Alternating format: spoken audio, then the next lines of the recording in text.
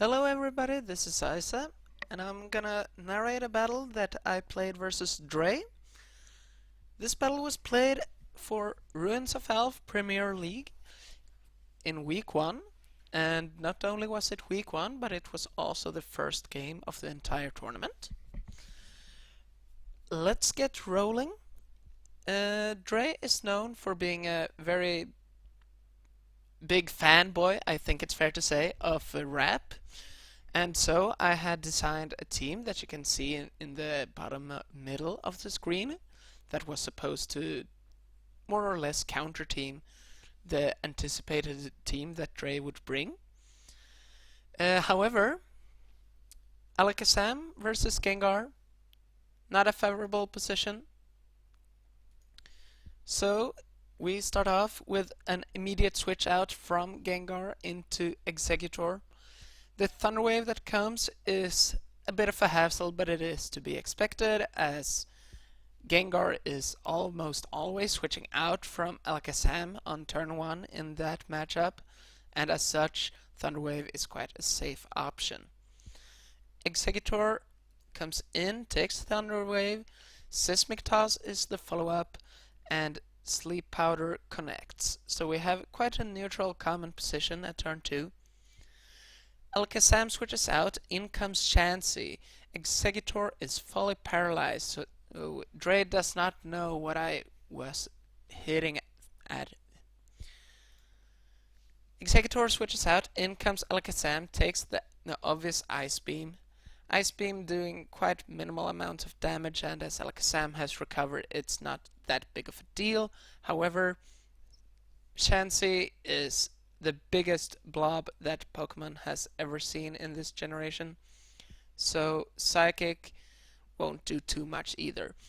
Thunder Wave comes out from Alakazam, Chansey takes it.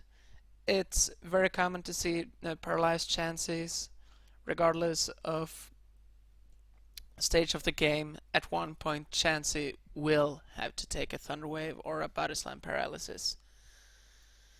Ice Beam still does not freeze, still does not do very much damage. Psychic comes out.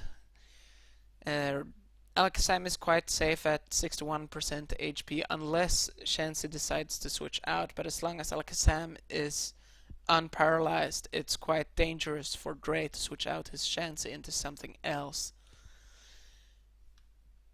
Thunderwave connects with Alakazam. Alakazam comes in, the sleeping Alakazam that is, and my own Alakazam gets fully paralyzed. Quite inconvenient. I spend the next turn using Recover as Cloyster comes in, and it is confirmed Dre is using his favorite rap team. Or, well, maybe not favorite rap team, but he is using a rap team. And yeah, Clamp connects with Alakazam. Alakazam is prevented from moving, and I decide to show my Starmie. Clamp does not connect on the switch, and although of course you always want to hit your attacks, Clamp would do quite small amounts of damage. However, what this does is that it prevents Dre from sending in a more offensive switch in. So he is now forced to send in his Chansey on my Thunderbolt. Chansey is obviously a hard wall to Starmie. It is not a matchup that Starmie wants to stay in on almost ever, unless the Chansey is running a very specific moveset. However, this is not the case. We've already seen both Thunder Wave and Ice Beam. Starmie can never do anything realistically to a paralyzed Chansey, so it's just switching out that matters here. Alakazam comes in, Dre anticipates a switch and sends in his Rhydon. And this is quite an important turn, because Dre believes that I will switch out to either my Exeggutor or my Starmie, probably to my Starmie since he went for Body Slam. However, I predict that he will not use Earthquake, and instead I go for Psychic. Alakazam still has barely over 50% of its HP, however, it will die to a stab attack from Rhydon. So Alakazam cannot realistically stay in and expect to live. However, what was important was that the damage traded was heavily in favor of Alakazam. Alakazam can always come in on Chansey or the sleeping opposing Alakazam and recover off the damage dealt, whereas Rhydon does not have that luxury unless it carries the very uncommon and honestly quite bad move Rest. So, Rhydon goes for the Rock Slide, trying to hit the Exeggutor for bigger damage. However, Starmie comes in instead, takes the Rock Slide quite decently, takes about a third of its HP. Rhydon cannot stay in here. Blizzard and Surf both are one-hit KOs from this percent, and especially considering that Rhydon has a spec strap to its face, the matchup is not something you want to see. So Dre goes to his reliable Chansey, and Starmie goes for Recover. It is a very, very safe plan. And as we could see earlier, Chansey is up. That means Alakazam can enter freely, and from 51 HP, 51%, it is very easy to get a safe and sound recover off. So recover comes up, Ice Beam is thrown, Reflect is shown by my own Alakazam. This is the cue for Dre to send in his own Alakazam. Since I don't carry Seismic Toss, I can only realistically about 5 or 6 hit KO his sleeping Alakazam. So this is a nice way that Dre can use his sleeping Alakazam to force my Alakazam to exit the stage. However, Dre Dre correctly anticipates that I will switch out. He sends in his Cloyster, and I send in my Tauros. This is usually a very, very favorable, or maybe not very, but it is favorable for Cloyster, since Tauros is a Pokemon that really doesn't appreciate taking hits, whereas Cloyster is incredibly bulky on the physical side, and Tauros usually only carries physical moves and Blizzard, which Cloyster resists and takes minimal damage from. It is only natural to see the Tauros switching out. So Cloyster uses Clamp, it connects with Starmie. This is a moment where Cloyster has very little time to deal damage. However, we have seen previously that Chansey can come in here. So Cloyster, while it cannot deal reliable damage to Starmie, it can at least force a decent switch. I predict that he will switch out to something to take advantage of the free turn. However, that does not happen. Cloyster continues with his Clamp, which is quite natural since it connected on the previous turn.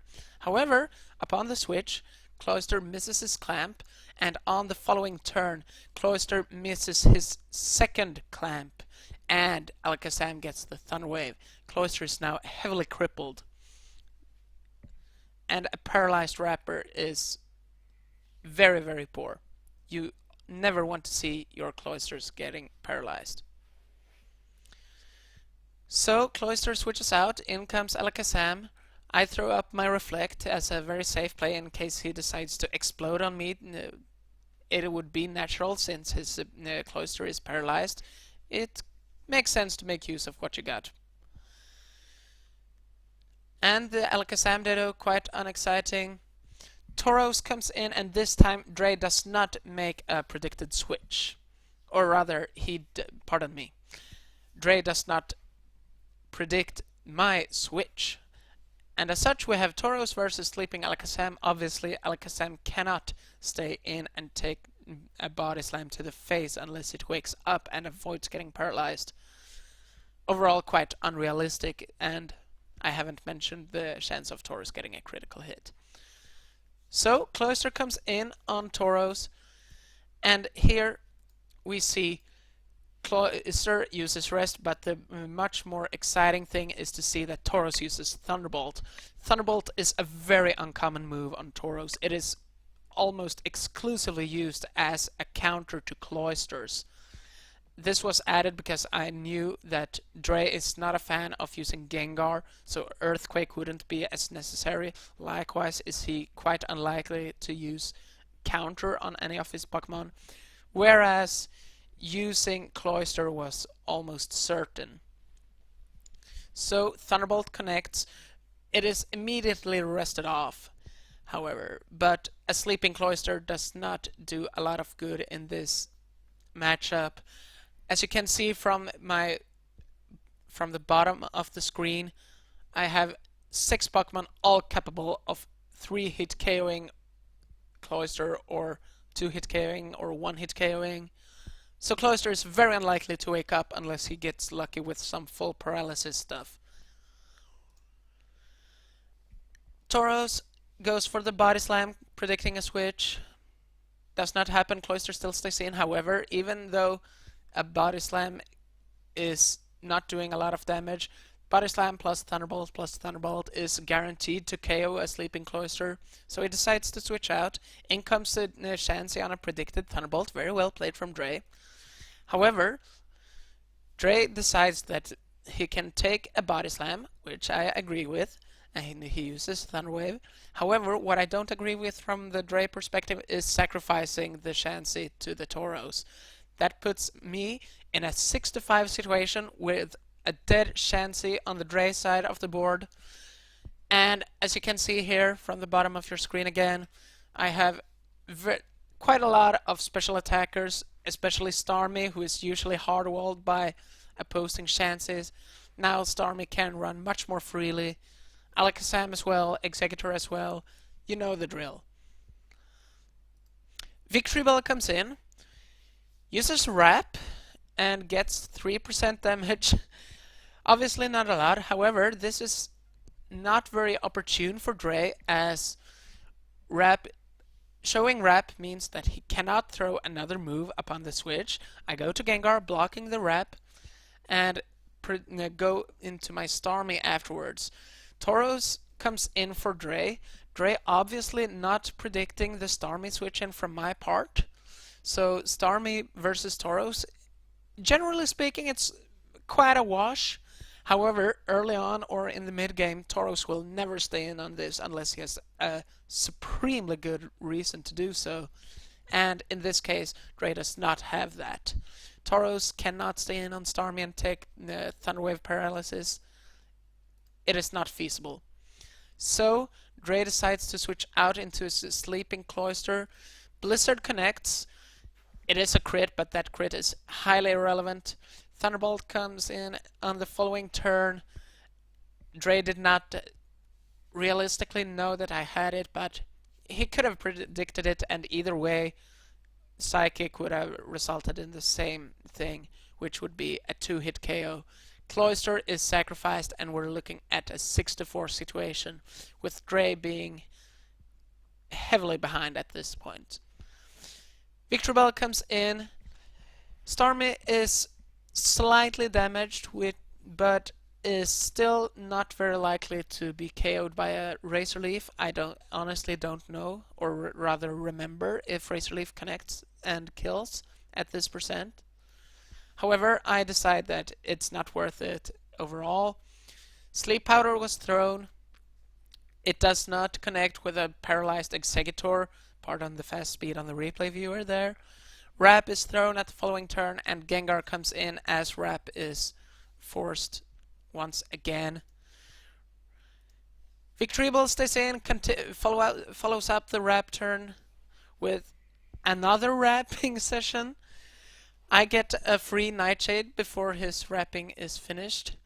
I predict that he will switch out, since he's obviously not doing a whole bunch of worthful things while being in Wrap locked against a Gengar. However, he stays in, goes for Wrap, and I'm in a slightly worse position than I was with Gengar in, so I decide that this is not what I wanted to see and switch right back into my own Gengar. The wrapping turns finish, and Dre goes for the Stun Spore. I get to throw Nightshade off at him, and he sends in his Tauros on my wrapped Gengar, abusing the wrap mechanics to get a free and safe switch. And at this point, Tauros can obviously deal quite a hefty amount of damage to Gengar with Earthquake, and I have no reason to believe that he won't use Earthquake here, or rather, don't run it at all. However, I decide that Gengar, as long as it can avoid a critical hit, which is a fair chance, Gengar is still more or less just as useful at 30% HP as it is at 100% HP, since its main role at this point is to prevent Victreebel from getting free wraps. And if I get in and if I am able to use a move versus it, I can use Nightshade to bring it into KO percent from any attack, even resisted ones. However, Dre decides that he can predict me. He doesn't predict me correctly, since he admits in chat that he didn't expect me to use Thunderbolt. However, it all works out in his favor, since Thunderbolt obviously doesn't do anything to a Rhydon. Rhydon uses Body Slam on the switch, correctly predicting the switch. However, it connects with Exeggutor, who takes quite small amounts of damage from it. And on the following turn, Dre once again goes for Body Slam, and Exeggutor, it doesn't carry Mega Drain, so it can't heal up to full. But however, the rest is thrown. And this obviously makes Dre blunder a bit, as he goes for first Body Slam once again, dealing very small amounts of damage, and then switching to Tauros on the turn that Exeggutor wakes up. Obviously not what he wanted to see. However, it's a human error. We all make those from time to time. And once Dre realizes that the rest wake up was forced at that turn, and Exeggutor is now staring him in the face from a very healthy 77%, we are looking at an more or less immediate switch to Alakazam. And at this point, I decide that I can chip away at Alakazam decently. I don't know when it will wake up. However, my own premier physical attacker, Tauros, is paralyzed. If Alakazam wakes up, I am in for a decent amount of trouble. Dre does not have anything bar Alakazam with a status condition, so if Alakazam wakes up, I can always go for another sleep powder. So I decide to stay in, chip away with Psychic, and wait for a wake up. Alakazam switches out once it wakes up, and Rhydon comes in, takes the sleep powder, and Alakazam comes right back in. Stun Spore is thrown from Exeggutor. It does not connect with Alakazam. Alakazam gets a turn to recover, and Stun Spore once again misses. Dre now sends in his sleeping Rhydon on Exeggutor, which was quite a confusing play in my opinion, since I have not yet shown my Zapdos and everything else that I carry, and that I would realistically switch in my Alakazam on, or rather switch in on his Alakazam, would easily one-hit KO his sleeping Rhydon. Alakazam is in versus Rhydon, and Rhydon cannot stay in here. Dre sends in his Alakazam, it takes a Psychic. Thunder Wave is thrown from my part while I tank a Seismic Toss, but now Dre has his own Alakazam paralyzed, and 50% of its team is filled with status conditions, up from 0% from just a few turns ago. And what we're looking at is a battle of stall, where Dre is throwing out Seismic Toss, and I, the Reflect Sam, can only throw out Psychic. My PP is going to be drained much more faster than Dre's PP will, since he can alternate between Seismic Toss and Psychic if he so wishes. But I can also use my Exeggutor as PP stall bait and wait for an opportune moment to send in something like my Tauros to muscle through it, or even send in my Gengar to explode upon it, or just flat out outstall it with Exeggutor rests. What happens is that Alakazam gets a specs drop on my Alakazam. I decide to immediately switch out to my Exeggutor, whereas Dre is fully paralyzed and thus cannot capitalize on my switch. Maybe he went for Thunder Wave, I do not know. I immediately switch right back into Alakazam, and we have the same data as previously. Psychics being thrown left and right, Seismic Toss here and there, and Dre decides that when I am at 50% with my Alakazam, he decides to change up the pace, send in his Victreebel. Very dangerous. Had I went for Psychic on that turn, I did not, but if I had, Victreebel would instantly be killed. So what happens is that Victreebel sends out his wrapping move. I send in my Starmie since it is very healthy, very unparalyzed, and but most importantly, with a Blizzard, it easily kills the Victreebel. So Dre decides that staying in is not an option, it is not worth it at all, and he sends in his Alakazam. And on this turn, Dre has shown his switching patterns previously. He likes to force plays and capitalize on those forced plays.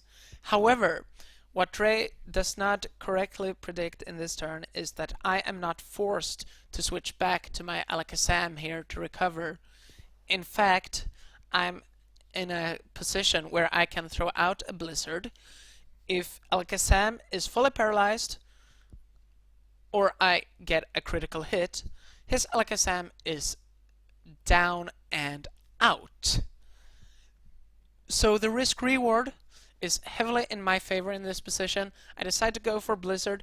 If Alakazam stays in and uses Thunder Wave, Starmie is indeed paralyzed. However, looking at what I have versus what he has, it is not the biggest problem in the world, since his wrapper is his only living wrapper is Victreebel at 44%. It will easily succumb to a Zapdos Drill Peck. Cloyster is dead since long, and Alakazam can only do so many things. But what happens is that Alakazam switches out, Victreebel comes in, but Starmie uses Blizzard, and we're looking at a 6-3 position. And yeah, Dre admits that he did not predict that. He had a plan and it did not work out. Alakazam comes right back in, and now it's safe for me to switch out.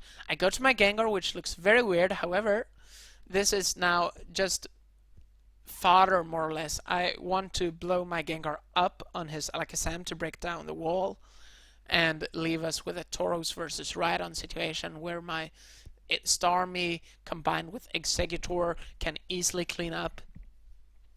And Dre, even though Alakazam obviously wins the matchup versus Gengar, he needs a critical hit to be able to kill my Gengar and thus prevent the boom. Dre predicts that I will boom, however he is not rewarded for it as I get a full paralysis. I used Nightshade twice, getting his Rhydon down to 4%, Nightshade on the switch, and Dre gets the lucky Psychic crit, leaving us at a 5-3 situation. However, my Tauros comes in. It is not gonna outspeed the Alakazam, obviously, but it can one-hit KO with either a Body Slam crit or just regular Hyper Beam. And what happens is that Alakazam is fully paralyzed. It could, as long as it doesn't get a Psychic crit, that also would have been a high roll. My Tauros would still find the time to connect with a move, and thus kill Alakazam with either Tauros itself or a follow-up mon, say Zapdos. However, what happens is that Alakazam is fully paralyzed and Tauros gets a critical hit Body Slam. 5-2. When there's a Tauros, there's a way. That's an old saying. So Dre decides that, yeah, his Tauros has some power left in him, gets a critical hit Body Slam. My Tauros, however, gets one as well, although it's not really relevant. His Tauros finishes off my Tauros with a Hyper Beam. I send in my Starmie, going for the very safe place here. Thunderwave to make sure that my Executor and Zapdos outspeed. He gets Body Slam Paralysis and a Hyper Beam kill on the following turn, but it does not matter, as I send in my previously unruled Zapdos, finishing him off with a Thunderbolt to the face, and at the very last turn, getting a very a very pleasurable kill on Rhydon with Zapdos. And that's it. Thank you everybody for watching. I hope you enjoyed it all. Good game.